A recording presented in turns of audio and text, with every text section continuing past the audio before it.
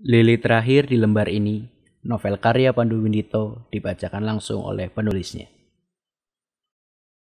Kedai Kopi.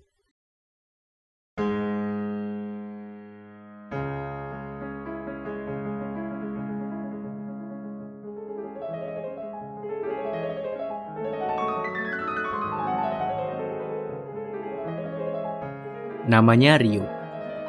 Dia temanku dari kecil yang sekarang mengajar piano di tempat kursus miliknya. Dia sudah tertarik dengan musik sejak umur 4 tahun, mengagumi bunyi yang dihasilkan dari setiap alat musik. Semua alat musik sudah dia pernah coba hingga akhirnya menaruh hatinya pada piano setelah mendengar pertunjukan kakak tingkatnya di kampus. Seminggu sekali, Rio mengunjungi kedai kopiku sekedar untuk berbincang karena jaraknya tidak terlalu jauh dari tempat kursus miliknya.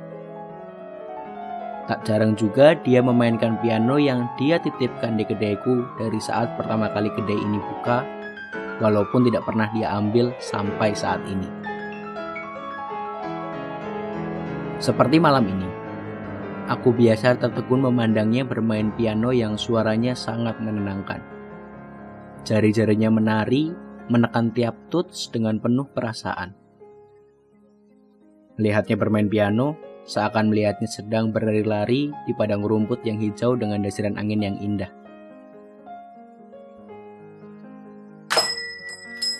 Lonceng pintu kedai berbunyi menyadarkanku.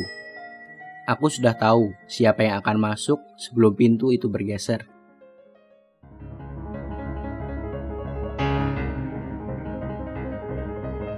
Tepat pukul 7.15 setiap malam minggu, Aksa, temanku dan Rio sejak kecil akan berkunjung, memesan menu dan duduk di kursi yang sama.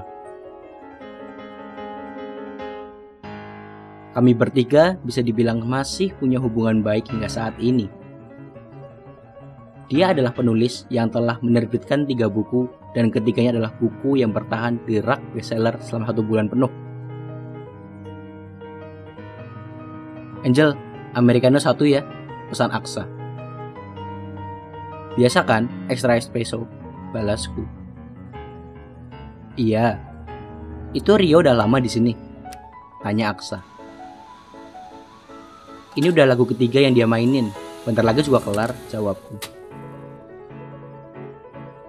Aksa, penulis yang sesuai dengan namanya, Aksara Praditama, huruf yang kreatif. Tapi itu adalah Aksa 2 tahun yang lalu. Sejak kejadian itu, Aksa belum menerbitkan buku lagi. Setiap ditanya, Aksa hanya akan selalu menjawab naskahnya belum selesai ditulis. Aku hanya melihatnya terdiam setiap kali duduk untuk menulis. Rumahnya tepat di sebelah kedai ini, bahkan kamar kami berseberangan. Aku sudah bosan melihatnya tiap malam hanya duduk di kursi putihnya, menghadap laptop dan tidak mulai menulis apapun. Sama seperti di kedai ini setiap malam minggu, Aksa hanya memesan Americano dengan extra espresso, duduk di sudut yang sama, menatap layar laptopnya yang sesekali menengok ke jendela hingga kedai ini tutup tanpa menulis apapun. Cu, diam aja dari tadi. Rio menyapa Aksa. Dari kecil, Aksa sangat suka keju. Aksa cuma membeli makanan yang punya rasa keju. Bahkan dia sering makan keju balok sebagai camilan saat jam istirahat di sekolah. Dia tidak suka makanan manis kecuali yang mengandung keju. Itu pun cuma dimakan kejunya. Kopinya saja hanya Americano. Dia tidak akan menyentuh gelas berisi cappuccino, latte, apalagi frappe. Karena setiap jalan bareng, dia hanya membeli makanan keju. Aku dan Rio memanggil Aksa dengan keju. Ngapain sih? Ganggu aja, respon Aksa. Sensi amat dah, sinis Rio. Keju. Ngapain liatin layar kosong terus? Rio mengintip layar laptop Aksa. Aksa tidak menjawab. Woi Surti, karamel macchiato 1.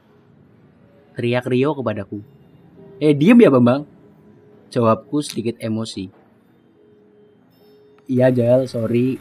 Lagian nih teman kita kenapa dah? Diam mulu. tanya Rio. Udah, jangan ganggu. Si Keju belum selesai nulis, ntar malah gak jadi itu buku. Aku menjawab sembari mengantar karamel macchiato Rio. Udah Ju, tutup dulu, kita ngobrol aja malam ini, sambungku. Aku mencoba mencairkan suasana malam ini, menjadi penghubung kecanggungan yang terjadi. Seperti biasa, Rio selalu menceritakan yang mungkin lebih tepatnya menyombongkan dirinya sendiri. Menceritakan tentang musik yang kami tidak pahami. Chopin, Beethoven, Mozart, nama yang terdengar asing. Belum lagi nomor-nomor instrumen yang bagi kami semuanya hanya deretan angka tanpa arti. Walaupun kami tidak mengerti, Rio akan terus bercerita karena dia orang yang bersemangat. Berbeda denganku, apalagi Aksa. Rio akan selalu tampak energik dan bisa menarik perhatian para wanita yang melihatnya. Itu adalah salah satu kelemahan Rio, mudah jatuh cinta dengan wanita. Rio, sosok idaman para wanita. Sangat mahir bermain piano, bisa berekspresi sangat maskulin, peduli dan tahu persis bagaimana memperlakukan seorang wanita. Saat ini pun Rio sedang memamerkan kejadian siang tadi. Rio diminta untuk tampil di salah satu acara musik SMA dan setelah tampil, banyak murid perempuan yang meminta foto bersama. Tapi untung saja kami punya Rio sebagai teman. Walau sifat kami bertolak belakang satu sama lain, kami masih bisa saling terhubung karena Rio tidak sungkan mengeluarkan berbagai celotehan yang kami pun tidak sakit hati karenanya.